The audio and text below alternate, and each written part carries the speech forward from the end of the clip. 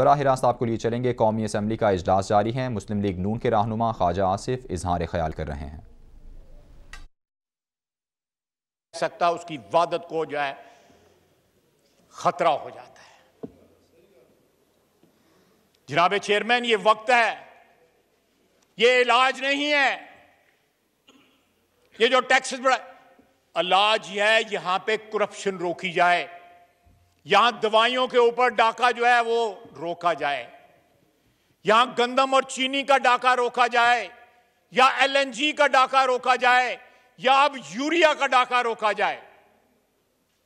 हुकूमत की यह जिम्मेदारी है कि हुकूमत के बेंच जो है कोरम पॉइंट आउट करते हैं, और अगली क्या, उससे पिछली सफों में भी लोग नहीं बैठे हुए स्वाय अहमद डोगर के, मेरे भतीजे के। बाकी देखे खाली है, वीरान है।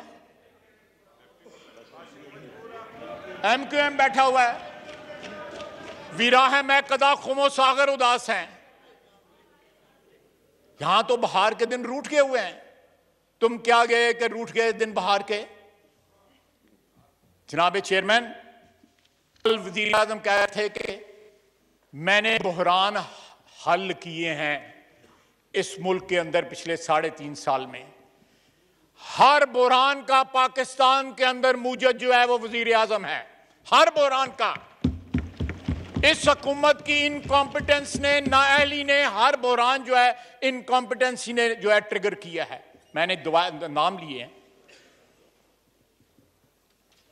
खुद उन्होंने कहा है कि हमारा एहतसाब का जो एजेंडा है वह नाकाम हुआ है। इसलिए नाकाम हुआ है कि वो इंसाफ पे मबनी नहीं था।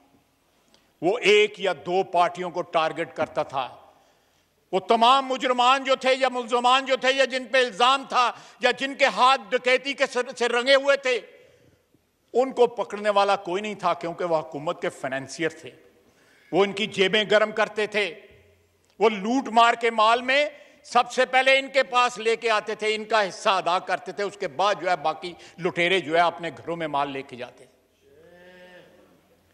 जनाब चेयरमैन, इस तरह जो है वतन जो है नहीं चलते, मुल्क नहीं चलते।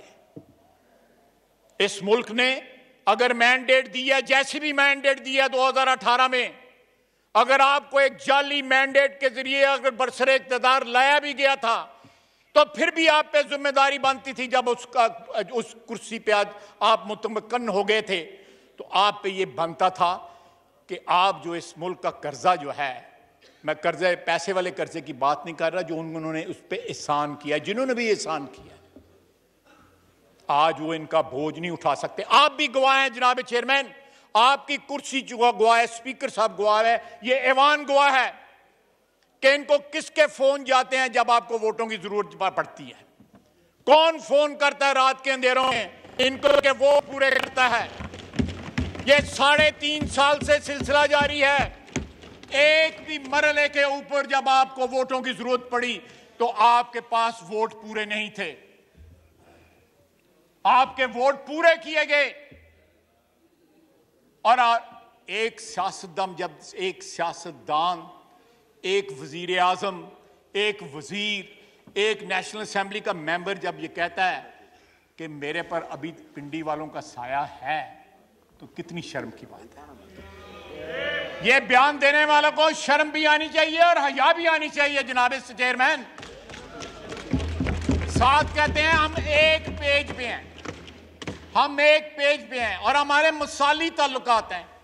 आइन की रिक्वायरमेंट है जनाब वाला कि तमाम अदारे एक पेज पे हों। अगर कोई अदारे पेज पे नहीं है तो वो आइन की खिलाफ वर्जी कर रहे हैं। ये डंडोरा पीटना कि फलां हमारे साथ है, फलां हमारे साथ है, इसलिए इक़्तिदार हमारा कायम है, तो मैं समझता हूं कि एक सियासतदान की या एक पब्लिक की सपोर्ट से इलेक्टेड बंदा अगर है तो उससे इससे ज्यादा शर्म की कोई बात नहीं है। जनाब चेयरमैन, ये इस ऐवान की तौहीन है कि इस ऐवान में बनने वाली हुकूमत जैसे भी वो बनी, वो सहारे ढूंढती है। जब भी अंडर प्रेशर आते हैं तो ये बयान देते हैं, जिस तरह मैंने पंजाबी में कहते हैं कि वो किसी बच्चे को मोहल्ले में मार पड़ती हो, कहना मैं बड़े भरा बुला लेना है।